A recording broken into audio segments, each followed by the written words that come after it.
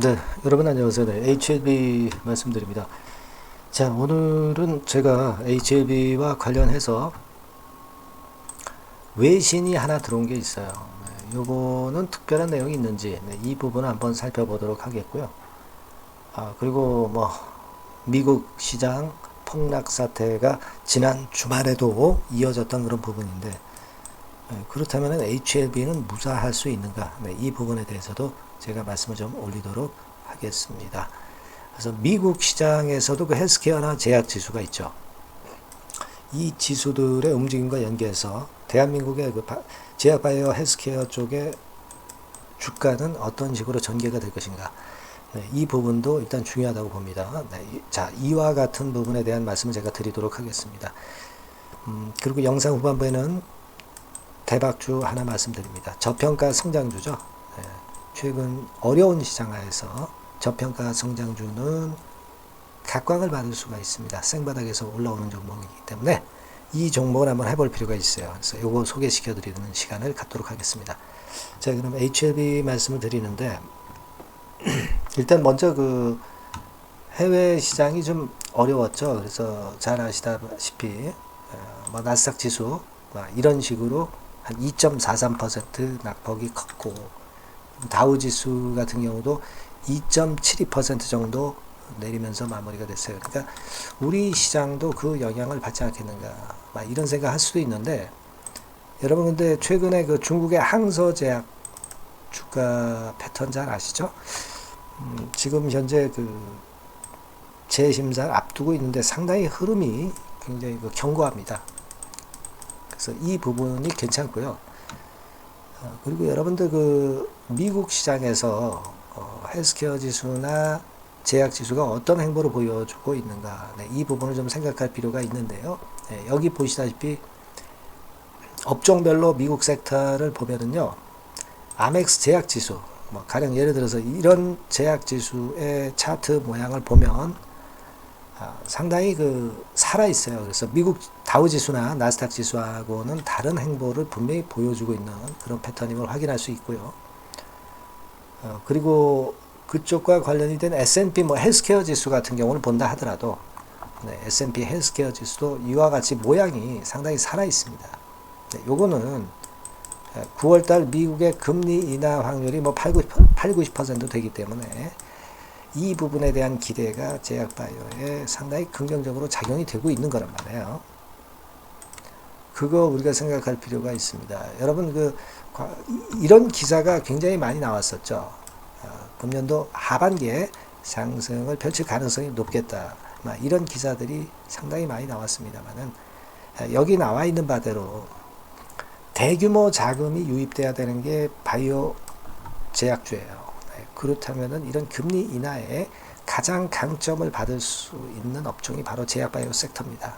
따라서 지금은 이런 건들을 우리가 생각한다고 한다면 HLB의 이런 모양을 만들어주는 것도 우리가 당연히 이해가 갈 수 있는 그런 부분이에요. 이 글로벌하게 이 제약 바이오 쪽의 섹터의 움직임은 필라델피아 반도체 지수나 또는 다른 IT 2차 전지 섹터의 모양과 별개의 독립적인 흐름을 가져주고 있다는 것을 우리가 주목해야 된다는 거죠. 그리고 HLB는 자기만의 신약 승인권이라는 강력한 뚜렷한 모멘텀이 있거든요. 그래서 이번 지수 폭락 사태에서 살아남을 수 있는 게 이제 HLB 관련주다. 이렇게 말씀을 좀 드리고 싶고요. 그리고 또 하나 있죠. 우리가 매물이 지금 현재 말라있기 때문에 쉽게 내리질 않는다는 말씀을 여러 번 제가 드렸어요.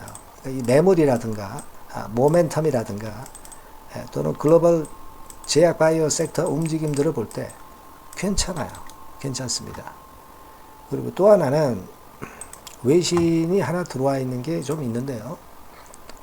자, 여기 보시면은 그 synapsepastap.com 이라는 사이트에서 이런 그 기사글이 실렸어요. 이거는 이제 엘레바에 대한 겁니다. 엘레바에 대한 건데, 자, 요거를 번역을 해보면, 요 내용이에요.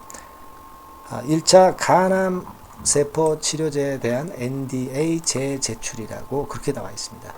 자, 요거는 우리가 지금 하려고 하는 재신청권에 대한 그런 기사글입니다. 그래서 이게 나왔길래 그렇다고 한다면 여기서 어떤 구체적인 일정 뭐 이런 것들이 좀 나왔으면 좋겠다는 생각을 해보고서 쭉 봤는데 그 일정권은 이제 나오진 않았어요.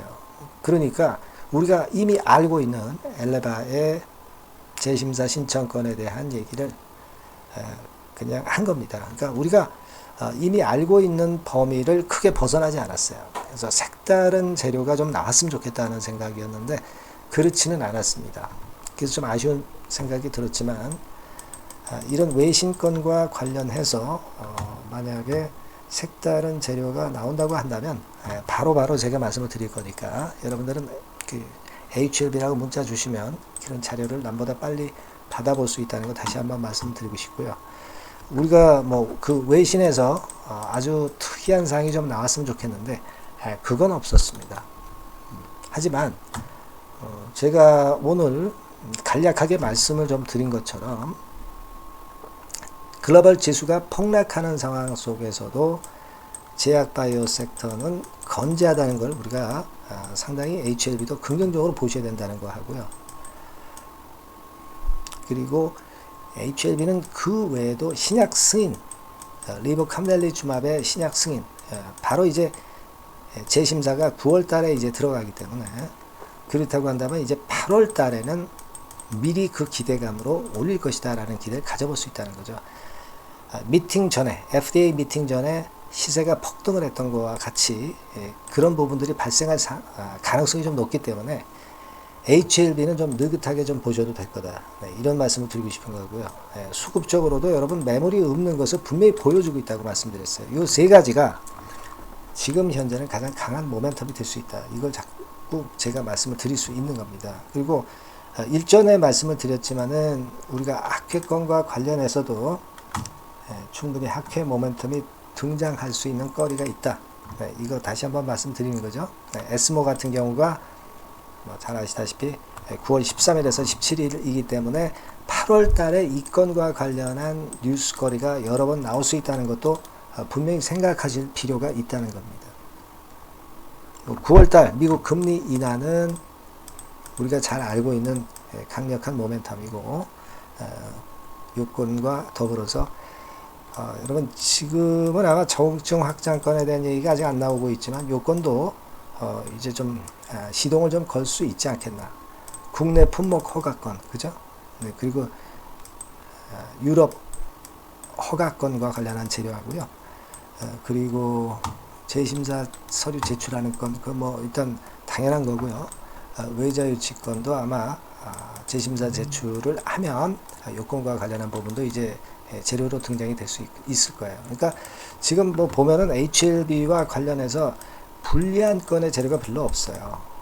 요걸 생각하실 필요가 있다 이겁니다. 그리고 제가 말씀드렸지만 8만원 권역을 유지를 하는 것은 차트상으로도 21선과 비슷한 위치에 있기 때문에 이거 뚫어내는 것은 재료만 나오면 굉장히 쉽다는 거, 이런 부분도 감안하셔야 됩니다. 그래서 좀 여유를 가지시고 우리가 새로 오는 한 주간을 좀 보실 필요가 있다. 8월 달에는 HLB가 시세를 낼 수 있는 충분한 정황이 되고 있다는 것을 우리가 믿어 보셔야 될 것 같습니다. 여하튼 이런 건과 같이 관련해서 색다른 급작스러운 재료는 항상 등장할 수 있는 게 이제 주식시장이기 때문에 요건과 관련한 부분은 HLB라고 문자 주신 분에게는 제가 최선을 다해서 도와드리고 있습니다. 꼭 참고하시고요. 자, 그리고 제가 대박주 말씀드린다고 그랬죠. 저평가주, 그러면서도 성장주, 이런 것들은 지금 시장 흐름에 맞는 종목일 거예요. 이걸로 큰 시세도 한번 내보시기 바랍니다. 지금부터 말씀드릴게요. 네, 이미 서두에 제가 예고를 해드렸지만은 이 대폭 무상증자가 가득한 종목, 요거를 오늘 가지고 와봤습니다. 여러분, 이 최근에 시장이 상당히 녹록치 않아요. 그래서 종목을 선택해 가지고 크게 폭등을 할 그럴 확률이 많이 떨어져 있는 상태입니다.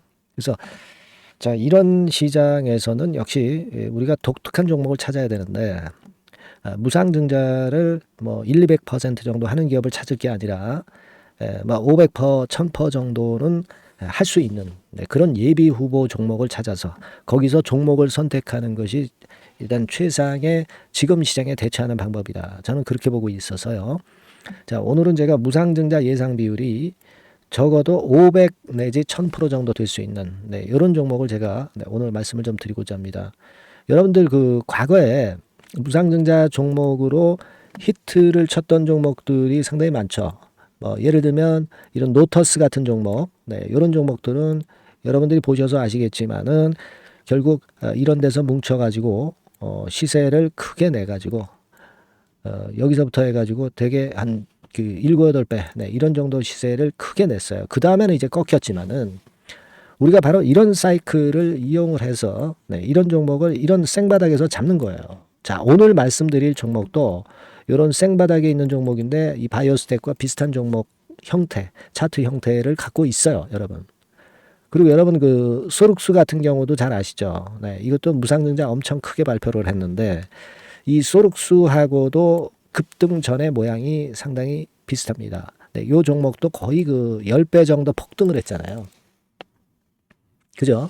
그래서 요런 종목들을 우리가 찾아야 되고, 요 종목을 제가 오늘 말씀을 좀 드리고자 합니다. 그걸 일단 오늘 말씀을 좀 드리는 거고요. 자, 여기 보시는 바와 같이 무상증자 예상 비율은 대개 500 내지 한 1000% 정도 이렇게 된다 말씀드릴 수 있는 종목이고 시총이 상당히 가벼워요. 1000억이 채 안 됩니다. 1000억이 채 안 돼요. 그러면 여러분들이 시총 작으니까 이거 좀 부실한 종목 아니냐 이렇게 볼 수 있는데 부실한 종목이 무상을 500 내지 1000% 할 수 있겠어요.